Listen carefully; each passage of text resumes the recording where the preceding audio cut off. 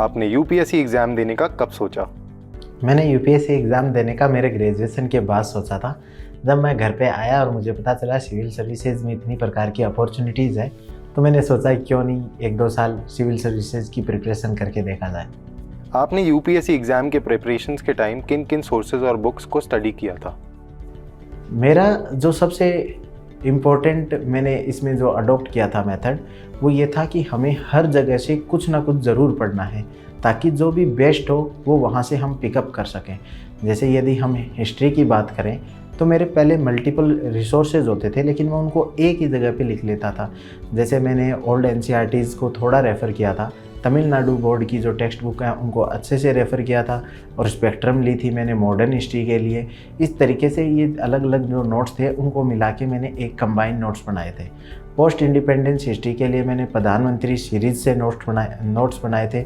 उसके अलावा मैंने जो कोचिंग मटेरियल है उनकी काफ़ी हेल्प ली थी। यदि हम इकोनॉमिक्स की बात करें, तो मैंने एनसीईआरटीज़ की हेल्प ली थी, मरनाल सर के नोट्स को पढ़ा था, और बाकी 1-2 बुक जो मार्केट में थी वहाँ से मैंने 1-1, 2-2 चैप्टर्स उठाए थे।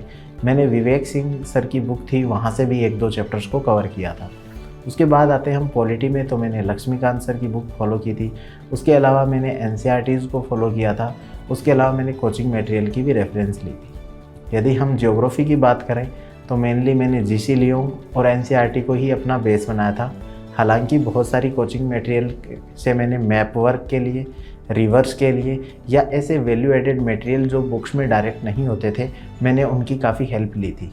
इन्वायरमेंट की बात करें, तो मैंने पीएमएफ आईएएस की जो बुकलेट आती है उसको मैंने फॉलो किया था, लेकिन मैंने थ्रू आउट फॉलो नहीं किया था। एनआईओएस के नोट्स को भी मैंने वहाँ पे फॉलो किया, और 12th क्लास की जो एनसीईआरटी आती है बायोलॉजी, उसके लास्ट 4 चैप्टर और 8th 9th एनसीईआरटी के साइंस के लास्ट 2 चैप्टर थे, उनको फॉलो करते हुए इन्वायरमेंट के नोट्स को मैंने कंबाइन किया था।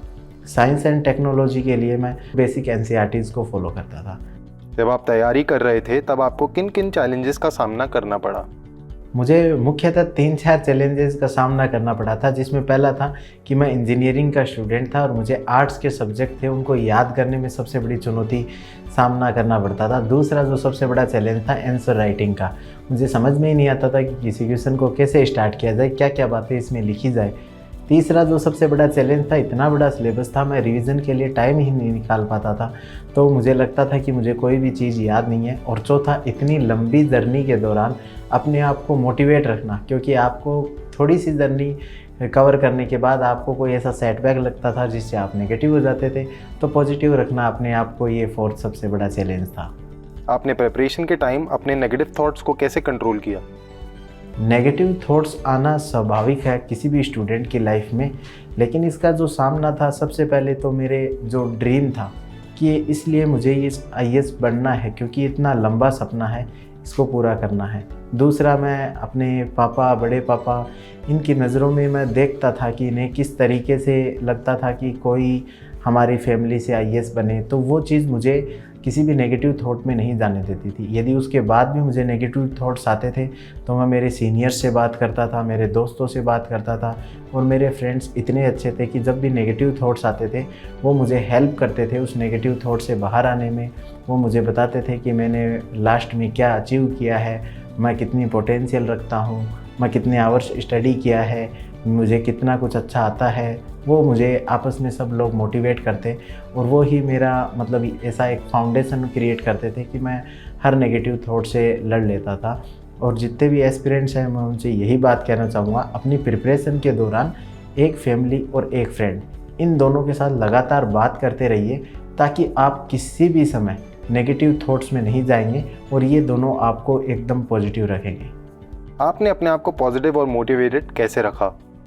मेरा जो सबसे बड़ा मोटिवेशन था, क्योंकि ये सिविल सर्विसेज में जाने का जो सपना था, मेरे बड़े पापा ने 1980 में लिया था, जब वो एक गांव से बिलोंग करते थे, जिस गांव में कोई भी इंसान है वो 10th पास नहीं किया था। वहाँ से उन्होंने ये सपना लिया वो, लेकिन वो क्लियर नहीं कर पाए थे।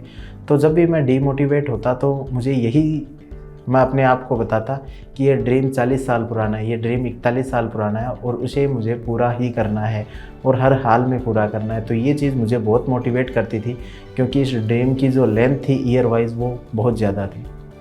क्या आपको यकीन था कि आप ये एग्ज़ाम क्रैक कर लेंगे? जी, मैंने जो मेहनत की थी और मैंने जो मेंस का पेपर दिया था, उसके बाद मुझे इतना यकीन था कि मैं सिविल सर्विसेज को क्रैक कर लूँगा, लेकिन इतनी अच्छी रैंक आ जाएगी इसका मुझे यकीन नहीं था। लेकिन जो एक एनर्जी है, जो गॉड है, उसकी कृपा से मुझे लगता है कि मैंने इतनी अच्छी रैंक अचीव की है। क्या कभी ऐसा हुआ था कि आप अपनी तैयारी को बीच में ही छोड़ देना चाहते थे? जी, ऐसा हर स्टूडेंट और हर टॉपर के मन में ऐसा विचार ज़रूर आता है कि ये एग्ज़ाम बहुत टफ है, क्योंकि आप बहुत सारे वीडियोस देखते हो जिसके अंदर आपको कैलकुलेशन की जाती है कि यूपीएससी में तो केवल 0.01% लोग सेलेक्ट होते हैं, या फिर आप दूसरों से कंपटीशन करते हैं कि आईआईटीज़ के स्टूडेंट दे रहे हैं, आईआईएम वाले स्टूडेंट दे रहे हैं, एम्स के स्टूडेंट दे रहे हैं।